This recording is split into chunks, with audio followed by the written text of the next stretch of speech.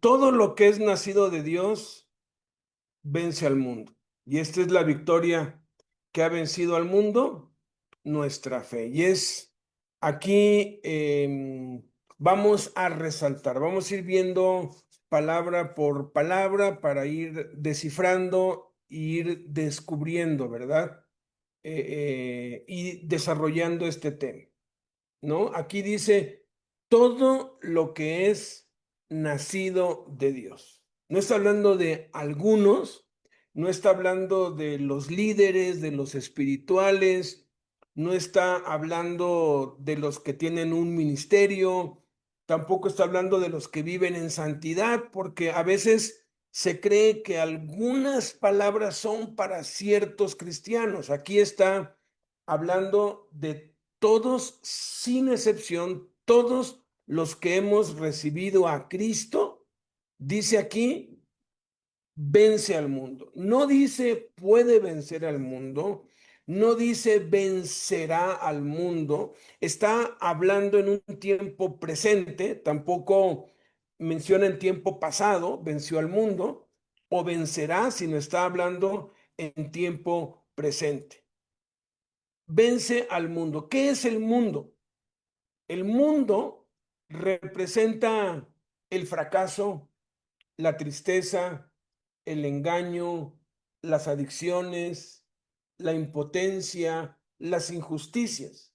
La escritura nos dice que todas las cosas que hay en el mundo, todo lo que hay en el mundo son tres cosas: deseos de los ojos, deseos de la carne y vanagloria de la vida.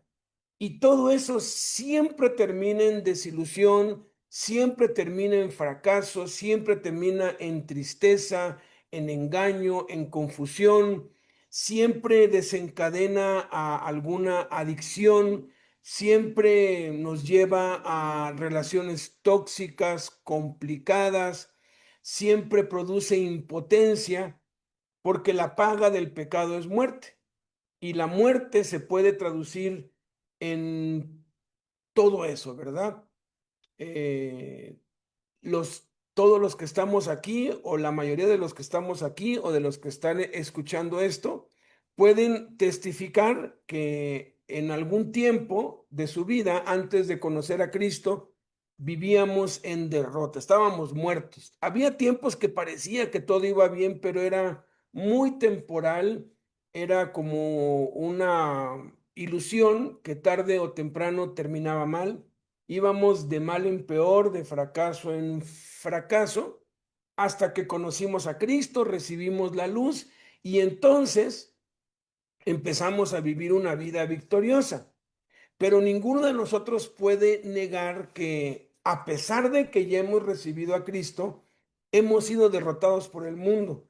Hemos experimentado fracaso, tristeza, engaños, hemos recaído en adicciones, hemos experimentado injusticias, y de eso se trata esta enseñanza: cómo ejercitar o cómo mantener esa fe que vence al mundo, porque aquí dice, y esta es la victoria que ha vencido al mundo, nuestra fe.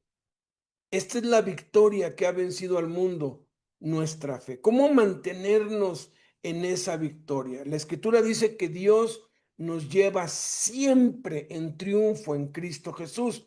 El plan de Dios no es que estemos como un yoyo, ¿verdad? Que es la experiencia de muchos cristianos.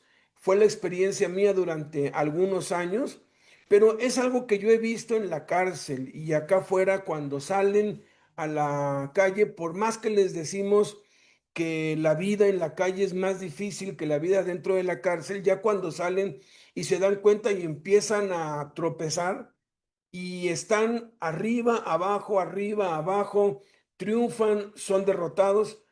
¿Cómo podemos nosotros asegurar que estemos siempre en triunfo? Observemos, dice, vence al mundo. Luego dice victoria. Entonces aquí está implícito que siempre van a haber batallas, está implícito que, que siempre vamos a estar en contienda contra Satanás, contra la carne, contra el mundo, como nos enseñó hace poco César, ¿verdad? El yo, el ego. Y como vimos, pues también en alguna enseñanza anterior, la batalla que todos tenemos. Entonces, nacemos de Dios al ser salvos. Y ese es un milagro de fe, ¿sí? Esto nos lo dice Efesios capítulo 2 versículo 8, porque por gracia son salvos por medio de la fe. Y esto no de ustedes, pues es un don de Dios. Claramente dice aquí en Efesios capítulo 2 versículo 8 que somos salvos por medio de la fe. Y la fe es un regalo de Dios. Ningún ser humano puede salvarse a sí mismo. Todos hemos pecado, todos estamos destituidos de la gloria de Dios. Nada, todas las obras de la ley son como trapos de inmundicia a los ojos de Dios. No hay forma, no hay manera de que nosotros, de que ningún ser humano se pueda salvar por sí mismo, porque la fe humana es insuficiente. Y hay que entender que hay dos tipos de fe, porque aquí dice por medio de la fe. Una es la fe natural o la fe humana y otra es la fe de Dios o la fe espiritual. Dos tipos de fe. Fe espiritual, fe natural. La fe natural se adquiere por experiencia y se adquiere por conocimiento, por experiencia. Pues la fe natural la tenemos y la vamos adquiriendo a medida que vamos transitando por la vida. Nos sentamos en una silla y no nos ponemos a verificar si la silla nos puede aguantar, si no se va a romper. Nos sentamos en la silla porque sabemos que otros se han sentado allí, que yo me he sentado allí, entonces nos sentamos allí y ya esa es una fe natural adquirida por la experiencia. Viajamos en un autobús, nos subimos a un taxi, nos subimos a un avión y no cuestionamos al chofer, ¿verdad? No le pedimos, oiga, demuéstreme que sí sabe manejar o al piloto si sabe volar, porque sabemos por experiencia que los aviones, los taxis tienen reglas y tienen procedimientos para acreditar a algún piloto y que no cualquiera puede pilotar uno. Entonces, esa fe eh, natural nos hace, pues, subirnos a un autobús, a un avión y no estar allí con el miedo y si se estrella, no, porque tenemos la confianza, porque fe es eso, fe es confianza, fe es confiar, ¿sí? Y la segunda forma como adquirimos la fe natural es por el conocimiento, ¿no? Hay quienes estudian para ser médicos, hay quienes estudian para ser mecánicos, hay quienes estudian para ser ingenieros. Ese conocimiento te da fe, porque la fe es a futuro. Se te descompone tu auto, vas con el médico, ¿no? Eh, perdón. Se te descompone tu auto. Espéreme tantito, denme un segundo, espérame.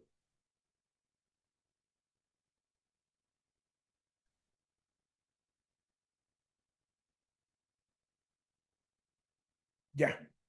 Se te descompone tu auto y vas con el mecánico y el mecánico llega, observa, le quita aquí, le quita allá y le dice, mire, se dañó esto y esto.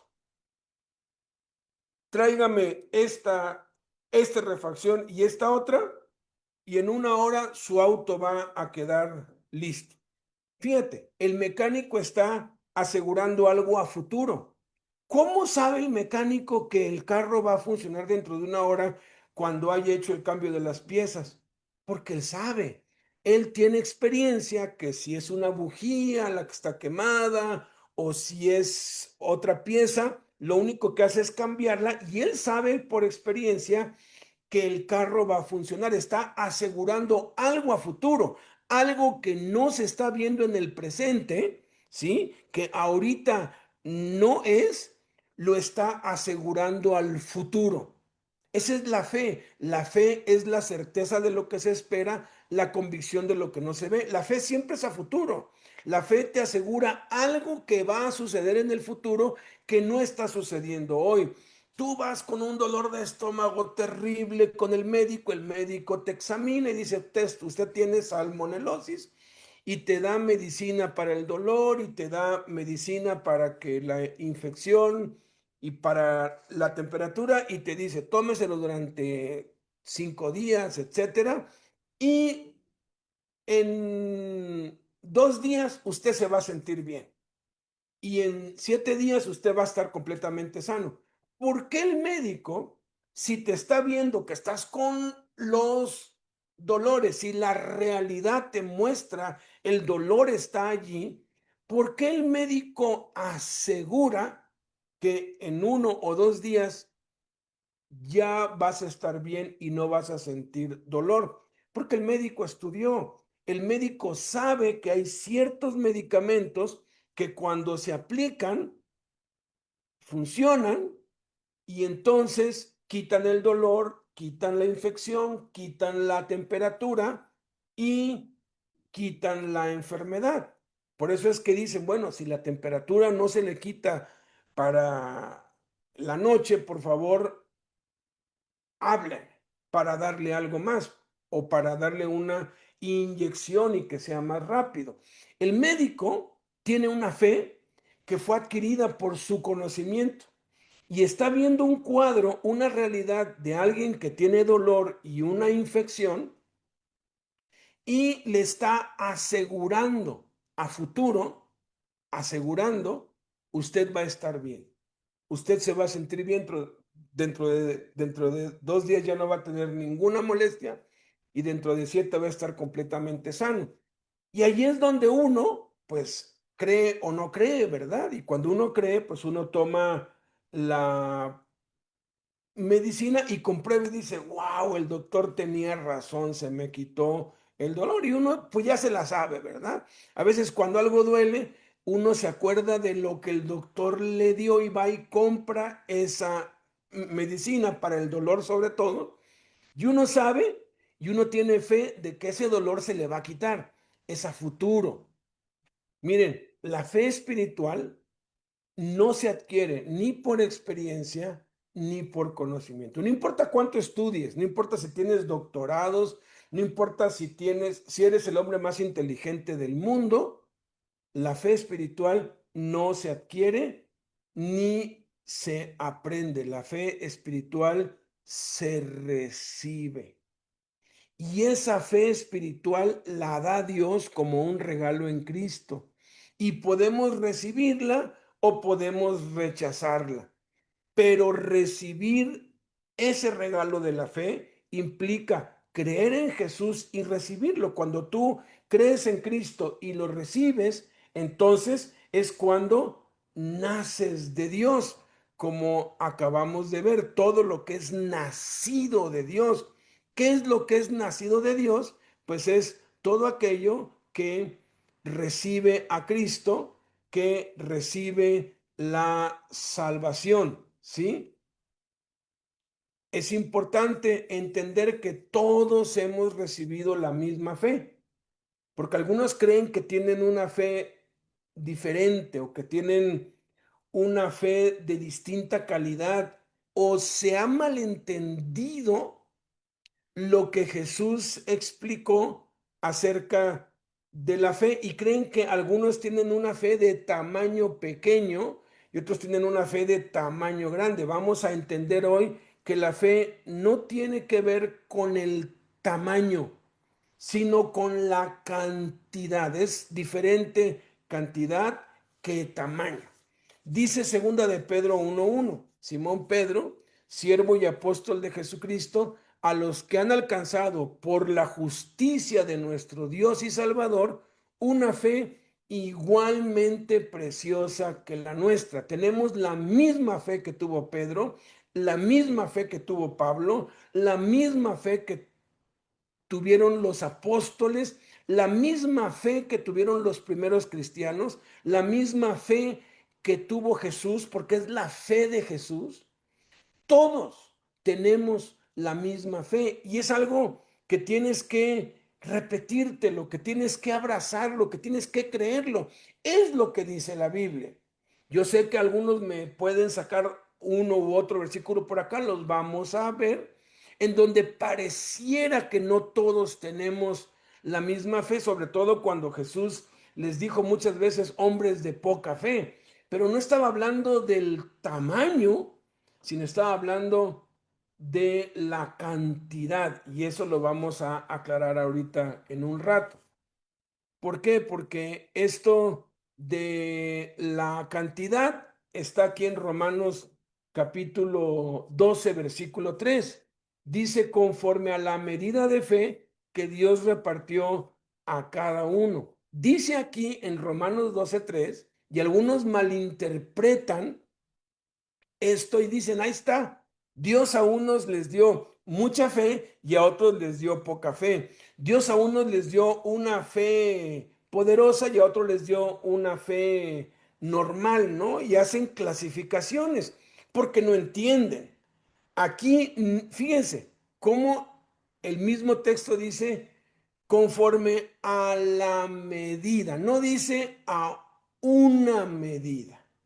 Tampoco dice a cierta medida, dice la medida. La palabra medida en el griego es la palabra griega metrón, que se usaba para transacciones comerciales para definir kilo, litro, galón.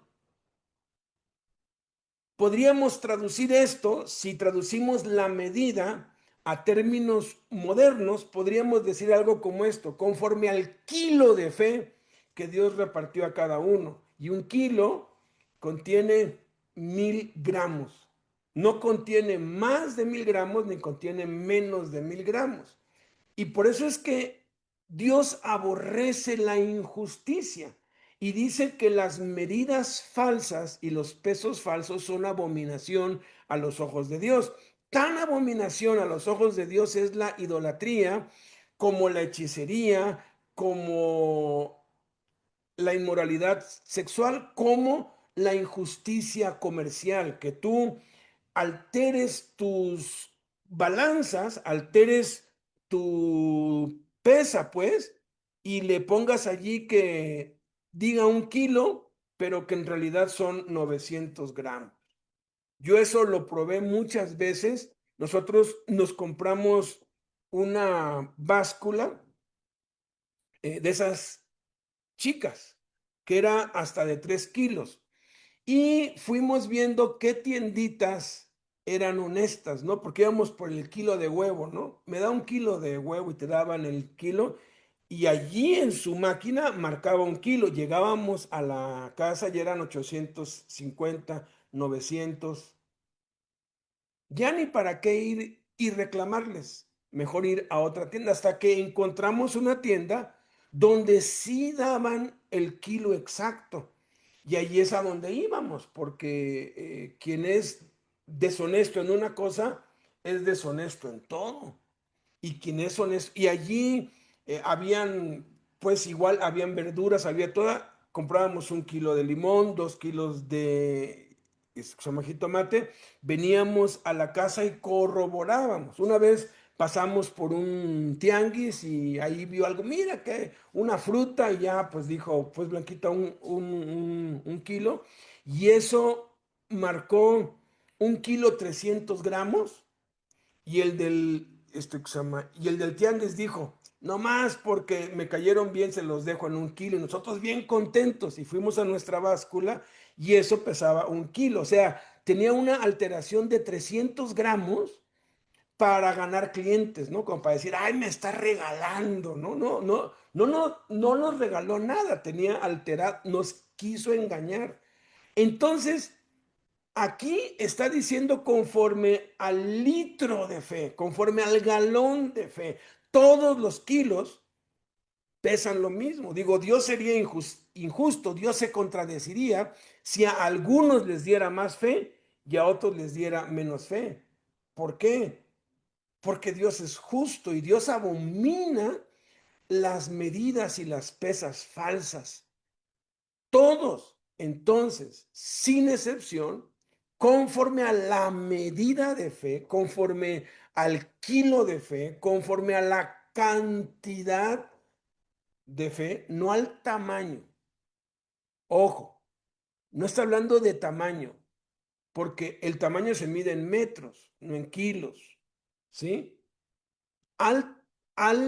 La medida, a la cantidad de fe que Dios repartió a cada uno.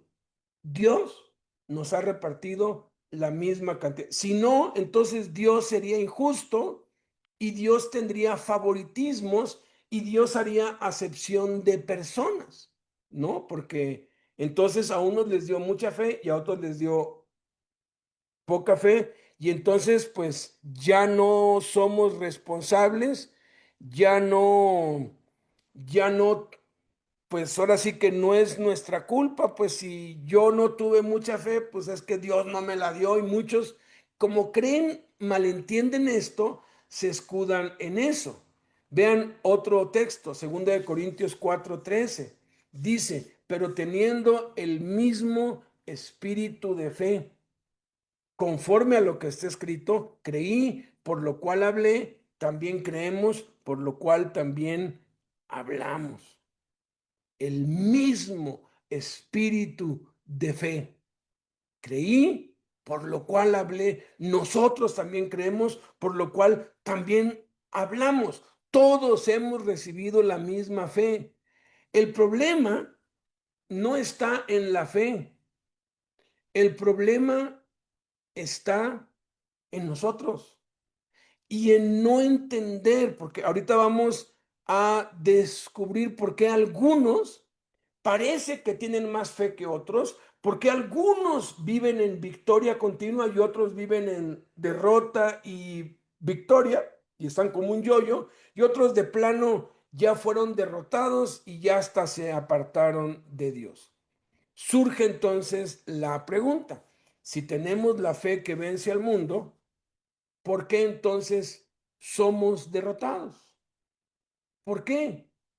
¿Por qué? Si tenemos la misma fe que tuvo Pablo, que tuvo Pedro, que tuvo Elías, que tuvo Moisés, ¿por qué si tenemos esa misma fe somos derrotados? Bueno, en Mateo 17 del 19 al 20 vemos aquí el caso de los discípulos que quisieron echar fuera un demonio y no pudieron echar. Y como no lo pudieron echar, dice Mateo 17 del 19 al 20, viniendo entonces los discípulos a Jesús aparte, dijeron, ¿por qué nosotros no pudimos echarlo fuera? Fíjate, no pudimos. Lo intentaron, pero no pudieron. Para echar fuera demonios se necesita es fe. Y Jesús, ¿qué respuesta les dio? Cuando les, cuando les dijo esto, ¿qué respuesta les dio? Conocemos la respuesta, ¿verdad? Jesús les dijo, por su poca fe. No dijo por su fe pequeña, dijo por su poca fe, no dijo por su pequeña fe. Miren, así nos pasa a nosotros también en la vida. Somos impotentes y derrotados ante las adversidades. Somos vencidos por nuestro carácter. Somos derrotados e impotentes en nuestra economía, en la salud, con los hijos. Qué impotencia a veces con los hijos cuando se rebelan y se van de la casa. Somos impotentes y derrotados en el matrimonio. No podemos sacar adelante nuestro matrimonio, no podemos conciliar diferencias y cada vez que abrimos la boca es para pelear. Somos derrotados en el trabajo y nos va mal y cambiamos de trabajo y nos va mal y no importa lo que hagamos, todo nos sale mal, no hay victoria y por más que lo intentamos, fallamos. Y hay muchos que se apartan de Dios por eso, porque dicen, Señor, yo lo intenté, yo hice todo lo que tuve y no funcionó. y llegan a pensar que pues Dios no funciona, pero no, si algo no anda bien, el problema no es Dios, el problema son nosotros.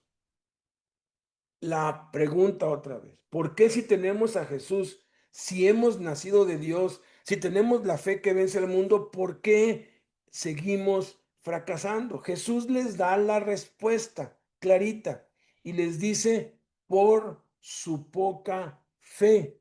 Y luego dice algo muy interesante.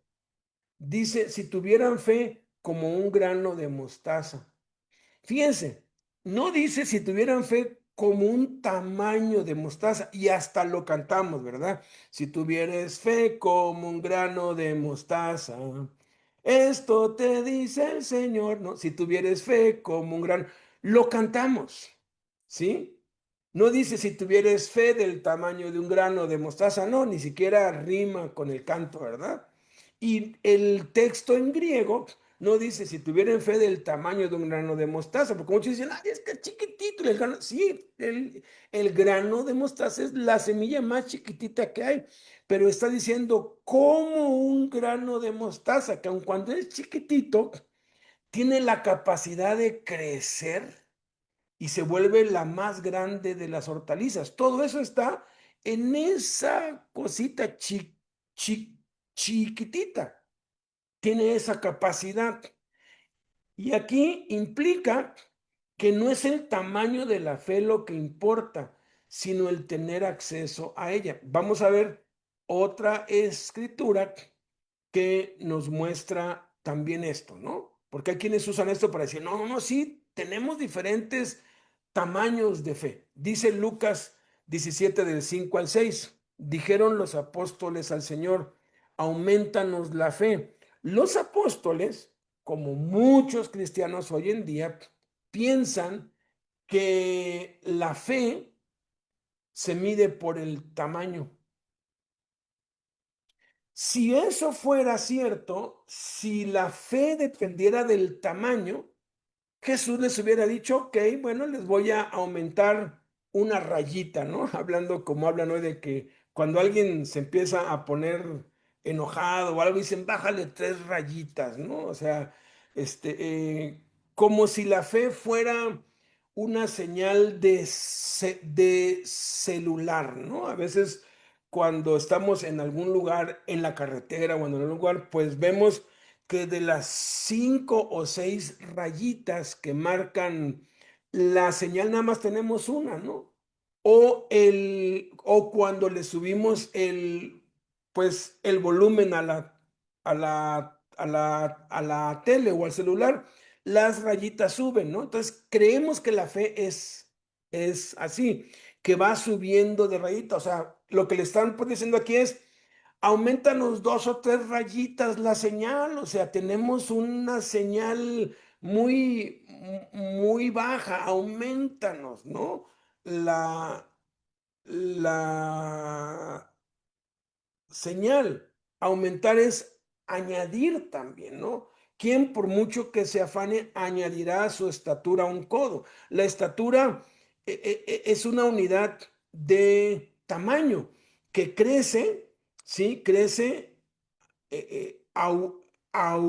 aumenta, pero aumenta en tamaño, no en cantidad.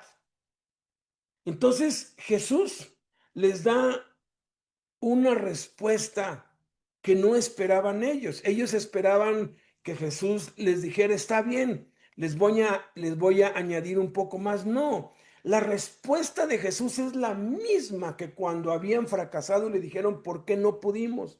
La respuesta de Jesús es, si tuvieran fe como un grano de mostaza, y ojo, dice si tuvieran, o sea, está implicando que no lo tienen.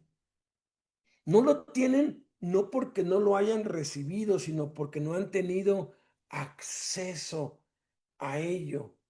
Podrías decir a este sicómoro, es un árbol que tiene unas raíces que se van varios metros bajo tierra, desarráigate y plántate en el mar y les obedecería. El problema de los apóstoles y de nosotros y de cualquiera que fracasa no es de cantidad de fe, sino más bien es un problema de conocimiento.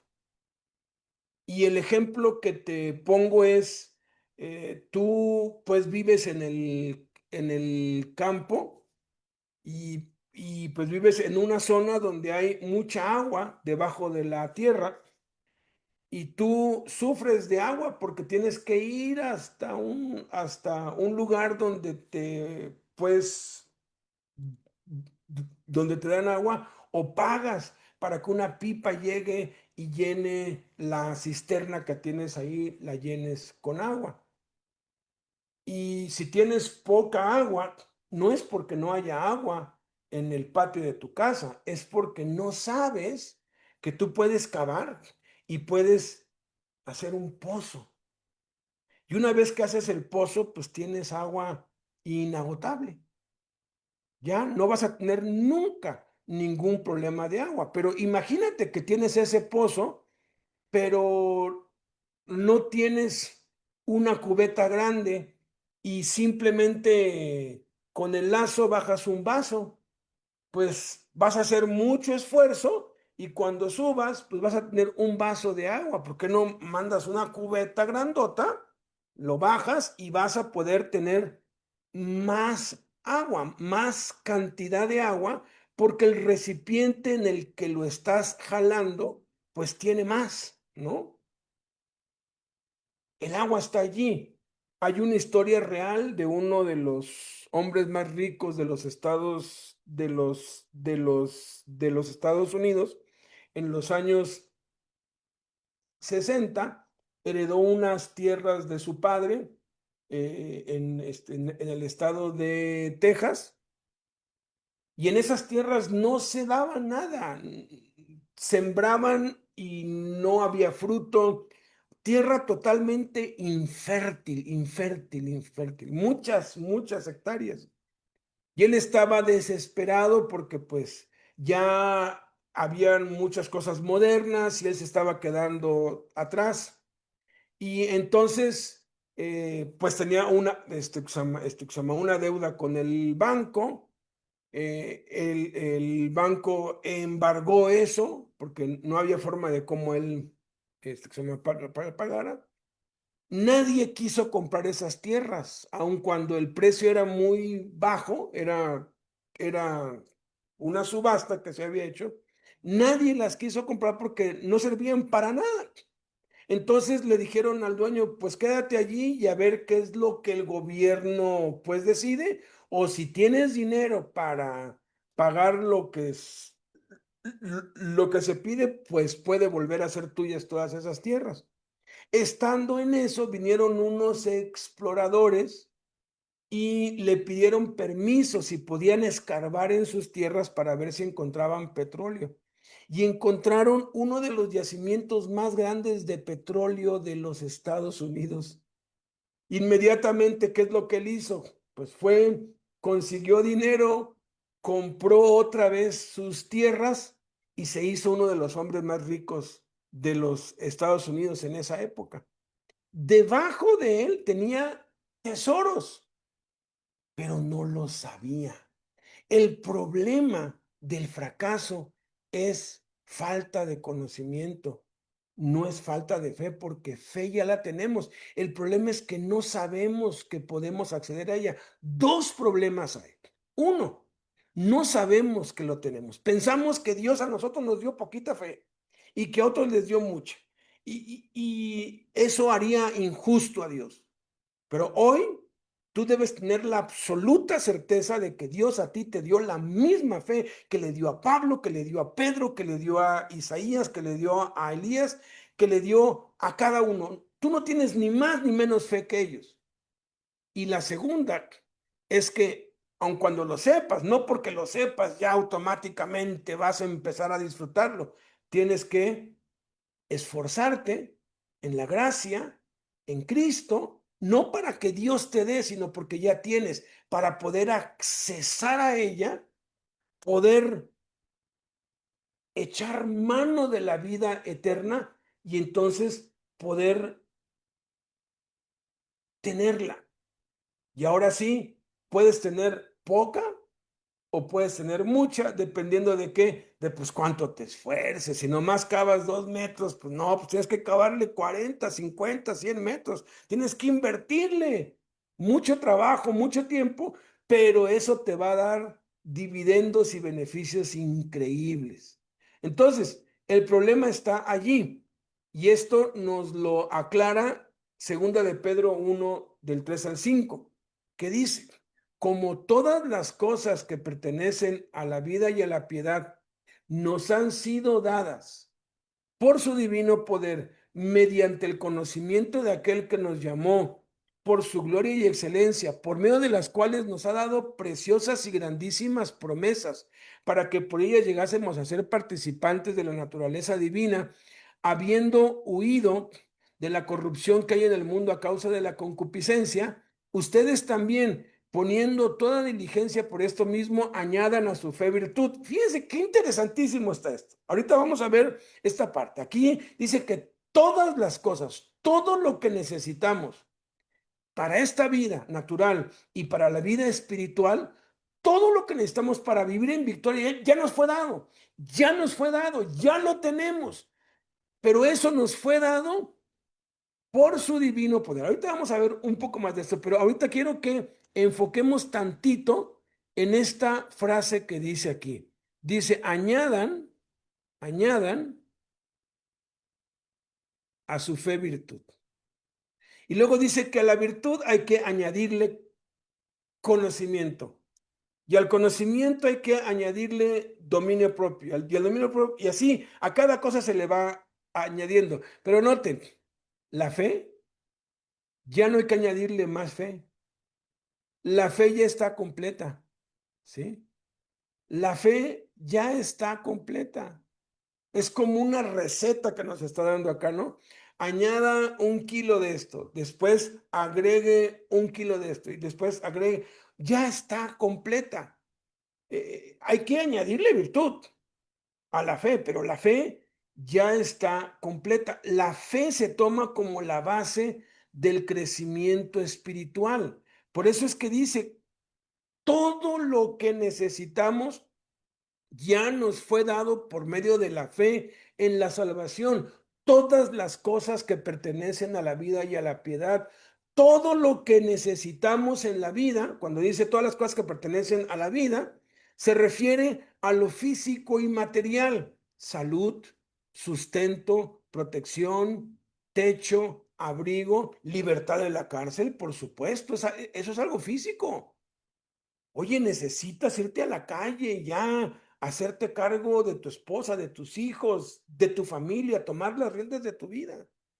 Eso está incluido, tu libertad física está incluida. Y luego dice, y a la piedad, porque aquí dice a la vida y a la piedad. ¿Qué significa a la piedad? Pues se refiere a lo emocional y lo espiritual: salvación, amor, gozo, paz, poder, fortaleza, alegría, etcétera. Como dice ese dicho popular: salud, dinero y amor. ¿Qué más quieres, no? Pues salud, dinero y amor ya nos fueron dados por medio de Cristo. Todo ya nos fue dado en la salvación cuando recibimos a Cristo. Pero observen, todo eso se nos dio mediante el conocimiento de quién. ¿Quién es aquel que nos llamó por su esencia? De Jesús. Todo viene a través de conocer a Jesús. Por eso Satanás se encarga de distraernos, de desviarnos, y hay quienes quieren estar conociendo el tabernáculo y estar conociendo la geografía y la historia y el hebreo y el griego. Y si estudias eso para conocer más a Jesús, está bien, pero si estudias eso nada más por el conocimiento, nada más en sí, el puro conocimiento, entonces tú estás tomando la decisión que tomó Adán cuando él tomó del fruto del árbol del conocimiento y no tomó el fruto del árbol de la vida, que es Jesús, porque la vida está en Jesús y el conocimiento de Jesús es mucho más que un conocimiento intelectual, implica una relación personal, implica tiempo. Poco conocimiento de Jesús, poca fe. Mucho conocimiento de Jesús, mucha fe. En otras palabras, tienes a dos que tienen un pozo cada uno en su casa y uno tiene un vaso con un lazo y el otro tiene un cubetón con un lazo y van a llenar su cisterna de donde de allí la mandan, ¿no? Entonces, durante el día, durante 8 horas, los dos bajan, recogen y echan. Bajan, recogen y echan. Y haz de cuenta que hacen 100 viajes, ¿no? 100 viajes para abajo, toman agua y la echan. A las 8 horas, después de 100 viajes, el que está con un vaso, pues va a tener a lo mucho unos 25 litros, ¿no? Pero porque pues echó un vaso, pero el otro va a tener unos 300 litros, va a tener 10 veces más que el otro. ¿Por qué uno sí y el otro? Ah, porque uno utilizó el cerebro y dijo, no, yo le voy a echar una cubeta más grande, ¿no? Accedió a más. Obviamente requiere más fuerza, cansa más. El otro, pues es bien fácil, pues un vaso no pesa nada. Lo otro pesa. Obviamente el otro se esforzó más, sudó más, pero al final de cuentas produjo mucho más, ¿sí? Entonces, todo tiene que ver, pues, con el conocimiento de Jesús. Por eso es que en esta carta, que es una carta póstuma, es la última carta que escribió Pedro, les dice que, que debemos crecer en el conocimiento. Antes bien, creced en la gracia y el conocimiento de Cristo, ¿no? Y es lo mismo que dice Pablo a Timoteo. Por eso debemos crecer en conocer a Jesús. Pablo a Timoteo le dice, tú pues, hijo mío, esfuérzate en la gracia que es en Cristo Jesús. O sea, nuestro esfuerzo y nuestras obras no va a ser para que Dios nos dé más fe. Nuestro esfuerzo y nuestras obras van a ser para poder acceder a mayor cantidad de fe, porque ya tenemos todo lo que necesitamos. Entonces, ¿cómo conocemos a Jesús para apropiarnos de la fe que vence al mundo? Pero antes, ¿cómo me esfuerzo en esto? Una ilustración les voy a dar. Imagínate que tu abuelito muere y te deja una carta, ¿no? Y abres la carta y te dice, hijo, en el patio de la casa, porque pues tenías al abuelito pues viviendo en tu casa, o tú estabas en la casa de él. Total que en la carta lo que te dice es que en el jardín te dejó enterradas miles de monedas de oro en el patio, allá abajo, y que las enterró bien hasta abajo por todo el jardín y que te las deja como herencia. Tú tienes dos opciones, creer o no creer, ¿no? Si no crees, mi abuelito estaba loco, ¿qué va a hacer? Tiras esa carta. Muchos hacen eso con la Biblia. Mira que hay riquezas. Todo lo que necesitas ya está, pero está enterrado. Y muchos dicen, no, eso no es cierto.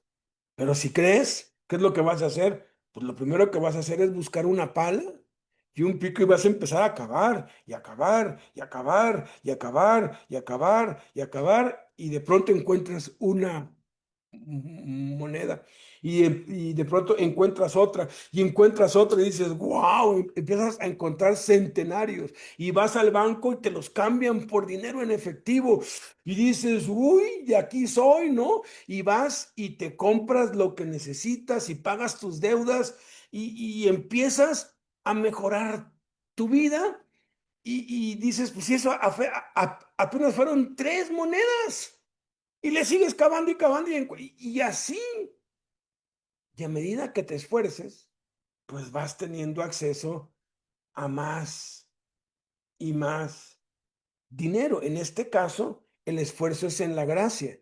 No tiene que ver con el dinero, porque así como el dinero en el mundo terrenal significa poder, la fe en el mundo espiritual significa poder, pero es poder espiritual que no se compra con ningún dinero. Entonces, la pregunta que surge es, ¿cómo conocemos a Jesús para apropiarnos de la fe que vence al mundo? Pues bueno.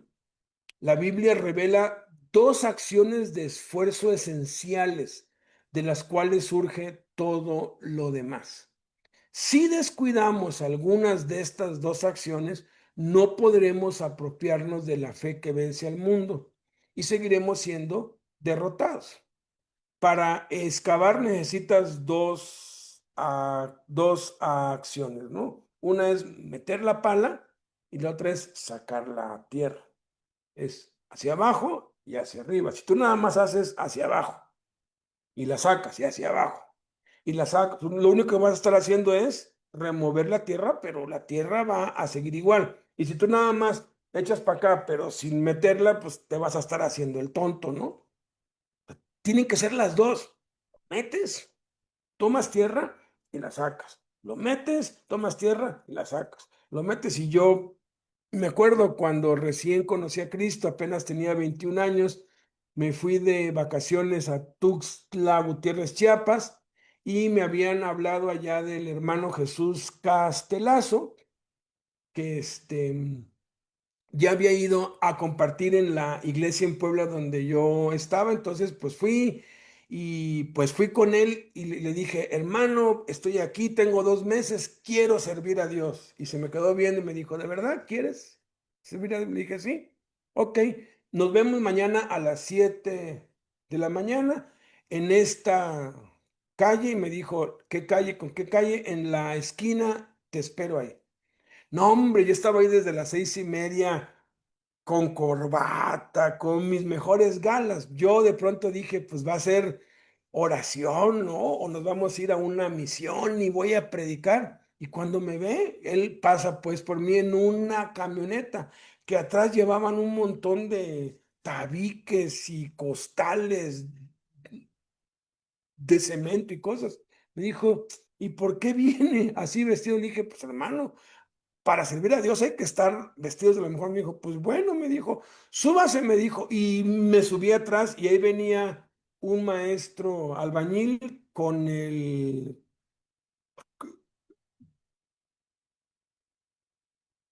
chalán, ¿no? Yo recién graduado como, bueno, no, a punto de graduarme como ingeniero en sistemas computacionales, pues me sentía la gran cosa, ¿no? Total que ya avanza varias cuadras y llegan a una construcción y ya me bajo y ya me dice, vas a servir a Dios aquí, me dijo. Todo lo que Él te diga, hazlo. Y cuando me señaló, yo pensé que me iba a poner bajo las órdenes del maestro albañil, me puso bajo las órdenes del chalán. Y ahí voy pues con el chalán y había un cerro de escombro así, mucho. Y me dio una carretilla con una pala y me dijo, todo ese escombro que hay ahí, tienes que, pues, traerlo y echarlo en ese camión que está ahí. Había un camión a donde iban a echar escombro. Y empecé metiendo la pala y echando en la, ¿qué se llama? ¿Qué se llama? En la carretilla, llenaba la carretilla, tomaba la carretilla y me iba caminando hasta el camión y la echaba ahí, porque después de allí había que meterla dentro del camión. Bueno, no, hombre, 8 horas después no llevaba ni la mitad, ¿no? Y todavía hacía falta, pues, subir la otra mitad y al otro día a continuar. Y ese es un trabajo bastante pesado, se me hicieron ampollas, me dio fiebre. Yo nunca había hecho ningún trabajo así. Al otro día, antes de que me fuera, el hermano me dijo, si le gustó servir a Dios, lo espero mañana, espero no se raje. ¿Cómo me dolió eso? La verdad, yo no quería ir al otro día y dije, pues bueno, pues no me rajo, man. Y le seguí, no, hombre. Fueron 3 días que me costó hacer eso. Estaba yo molidísimo, pero había una satisfacción grande de que estaba sirviendo a Dios, ¿no? Requiere esfuerzo, requiere esfuerzo. Dos acciones y estas dos acciones deben estar en equilibrio. La primera acción es la oración. Primero Timoteo 2:1 dice, exhorto ante todo a que se hagan rogativas, oraciones, peticiones y acciones de gracias por todos los hombres. Exhorto ante todo. Esta es la primera acción, meter la pala, pero meterla bien. O sea, hay que meterla bien. ¿Por qué? Porque si no lo haces fuerte, pues eso no va a penetrar y cuando la subas vas a acarrear muy poca tierra. Todavía no tienes acceso a lo que hay a lo que hay allá abajo. Pareciera que no pasa nada, pero la oración así es. Es el fundamento. Yo se los he dicho y se los repito y lo seguiré repitiendo una y otra vez. Lo más importante en la vida cristiana es la oración a solas, la oración en privado, en secreto, que nadie te vea. Hay que orar juntos, claro que sí. Claro que sí hay que orar juntos y nosotros pues tenemos un tiempo de oración de lunes a viernes de 6 a 7 juntos ahí por el Facebook en vivo. Pero eso está diseñado para que sea un auxiliar o un complemento a nuestra oración personal. Eso no sustituye nuestra oración a solas. Yo oro junto con mi esposa, oramos juntos, pero eso no sustituye a mi oración que debe ser en privado y a solas con Dios. Esa es la primera acción. La segunda acción tiene que ver con la palabra, ¿sí? Así que la fe es por el oír y el oír por la palabra de Dios. La palabra de Dios es la segunda acción, es cuando ya tienes lleno esa pala, echarla fuera para ir haciendo el hoyo. Y pareciera quienes han pues cavado un pozo o han visto cuando se está excavando un pozo, le rascan y le rascan y le rascan y pareciera que no va a haber nada. Yo viví en una casa donde se acabó el agua del pozo. Creímos que se había secado y alguien dijo, no, es que tienen que rascarle. Entonces buscamos a los que rascan pozos y dijeron, tanto por metro, dijeron. Y estaba caro, porque se meten con lazos y con todo. Y ahora sí que van echando eso en unas pues cubetas grandes, otro que está arriba la sube y la echa y así están, ahí están. Le rascaron como 3 metros hasta que por fin encontraron agua. Parecía que no iba a haber agua nunca, pero y si le rascan más y le rascan más, encuentran más y más agua y más agua y mientras más abajo te vayas, más agua encuentran.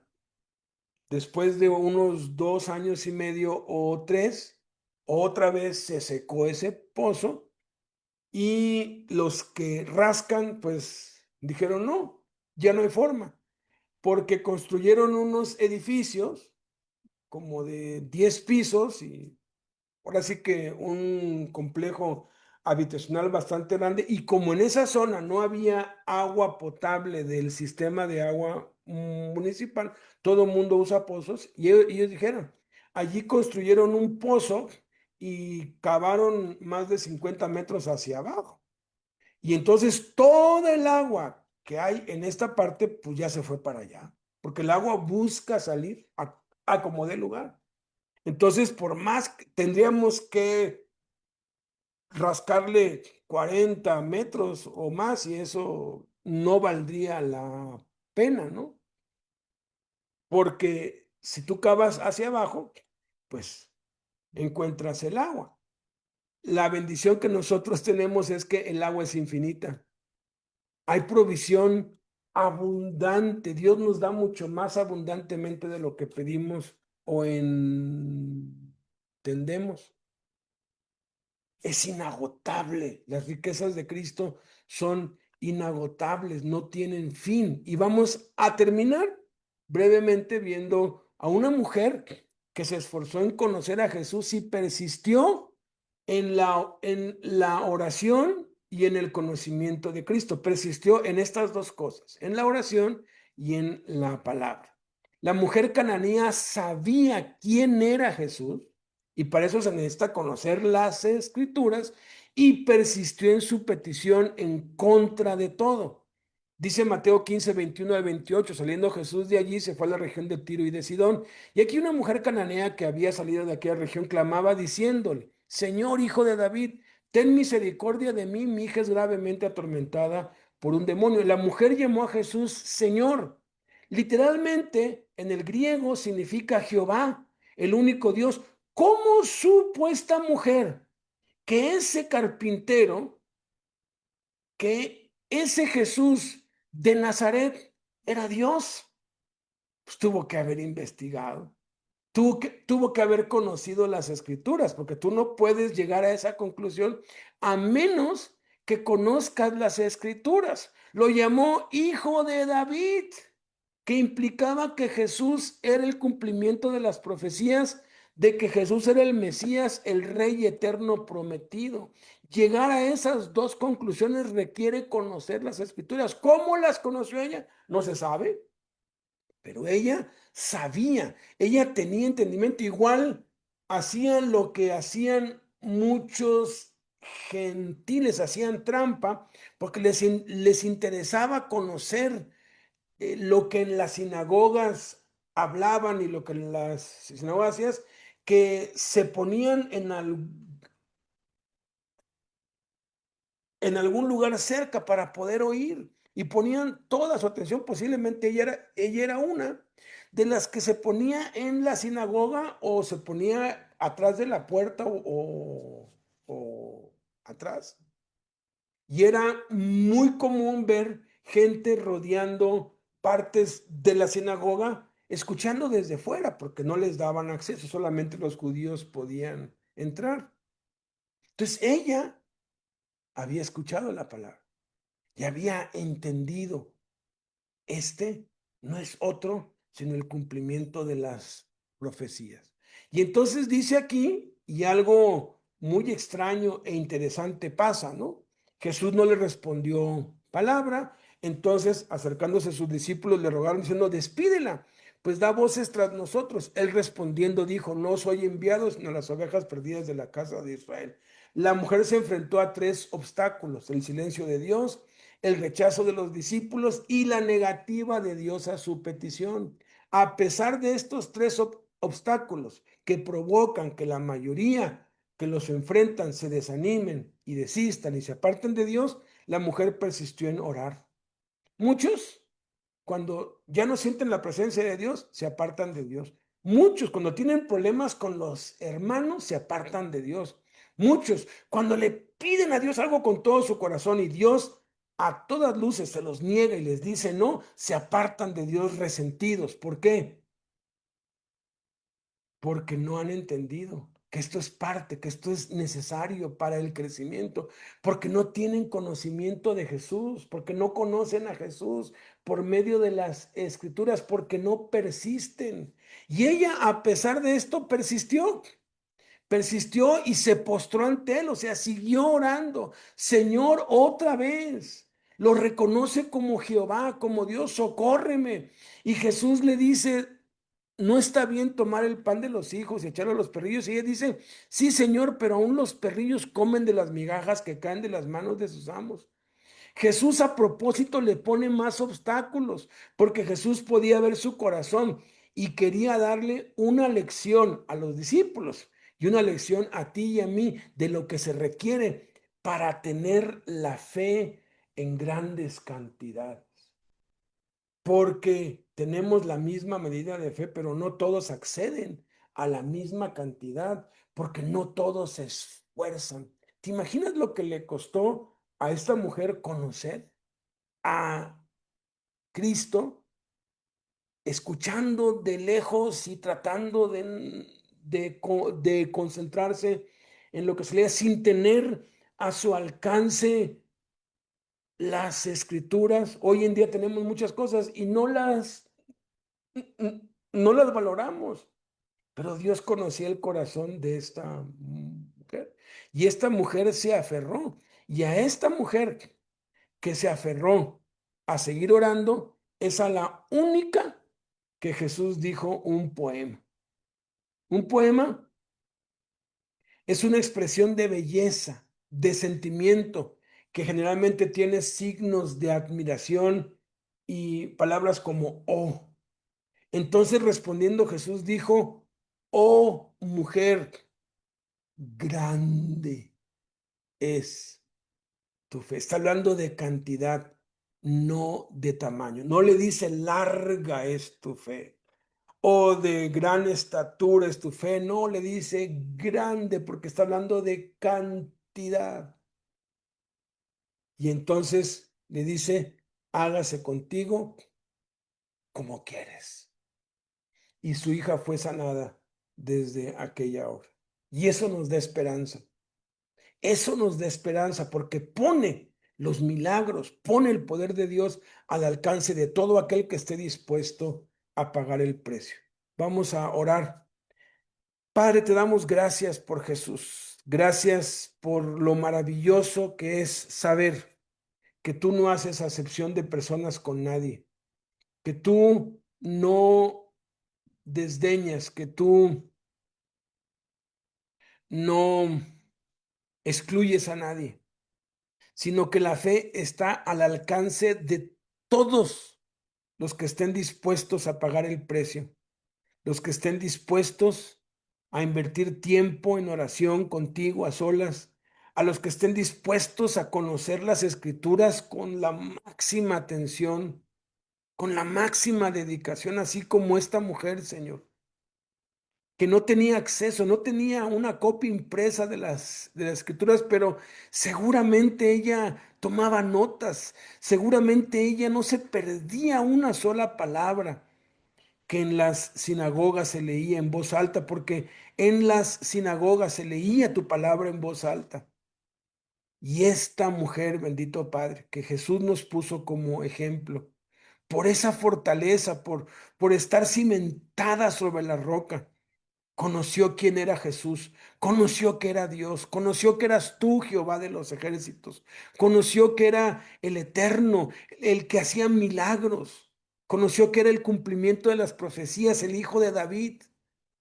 Y por eso recurrió a ti, porque sabía que tú, a pesar de cualquier obstáculo, si ella perseveraba y se esforzaba, tú le ibas a conceder su milagro, Señor. Tú sabes el milagro que necesitamos. Tú sabes el milagro que necesita cada uno de los que estamos acá. Puede ser un milagro de salud, un milagro económico, un milagro familiar, de un hijo rebelde, de un matrimonio a punto de la separación, un milagro moral de algún mal hábito que está allí persistiendo y que los tiene atados, Padre. Haz el milagro, Señor. Tú sigues haciendo milagros. Tú eres el mismo ayer y hoy y por los siglos. Pero nos has dicho que a nosotros nos toca esforzarnos en la gracia. Nos toca orar y conocerte, Jesús. Nos toca a nosotros esforzarnos, Padre. Gracias por esta esperanza.